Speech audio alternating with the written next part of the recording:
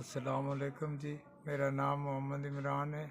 मजदूरी करना है 2 महीने तो उंगलियां टुट गई ने। मजदूरी करन जांदा सा पिया, अगू ट्राली सोलर प्लेट वाली आउंदी पई है जी, नालों मोटरसाइकिल 125 लग्या, ओहदे टक्कर नाल गिरिया साइकिल तो ते उंगलियां 3-4 टुट गई ने जी विच।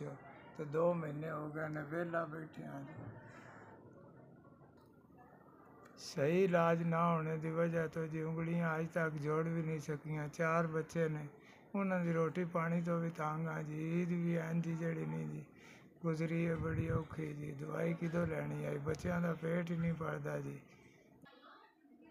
साहब जी हड्डियां वाले डॉक्टर को जाने वास्ते फीस ही नहीं इन्नी लभी जी, जड़ा जाके जुड़ा ली है इंज ही ने, ये जुड़ियां ही नहीं जी। अज तक बैठे हाँ, बड़ा परेशान है।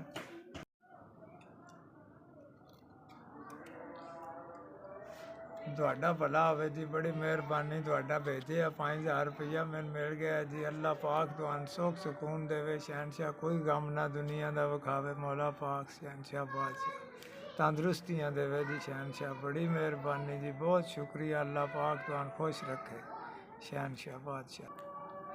ਤੁਹਾਡਾ ਭਲਾ ਹੋਵੇ ਜੀ। ਸਾਈਕਲ ਤੇ ਜਾ ਰਿਹਾ ਸਾਂ, ਐਕਸੀਡੈਂਟ ਹੋਇਆ। ਮਜ਼ਦੂਰੀ ਦਾ ਤੇ ਅੱਲਾ ਪਾਕ ਦੇ ਆਸਰਾ ਜੀ। ਤੁਸੀਂ ਮਿਹਰਬਾਨੀ ਕੀਤੀ ਮੇਰੇ ਤੇ, ਮੈਂ ਦਵਾਈ ਲੈ ਲਵਾਂ ਦਾ, ਕੋਈ ਬੱਚਿਆਂ ਜੋਗਾ ਰਾਸ਼ਨ ਲੈ ਲਵਾਂ ਦਾ। 4 ਬੱਚੇ ਨੇ ਜੀ, ਬੜਾ ਪਰੇਸ਼ਾਨ ਆ। 2 ਮਹੀਨਿਆਂ ਤੋਂ ਘਰ ਬੈਠਿਆ ਤੇ ਭਲਾ ਹੋਵੇ ਤੁਹਾਡਾ ਸੁੱਖ ਸਕੂਨ ਦੇਵੇ ਅੱਲਾ ਪਾਕ ਤੁਹਾਨੂੰ ਸ਼ਹਿਨशाह ਬਾਦਸ਼ਾਹ।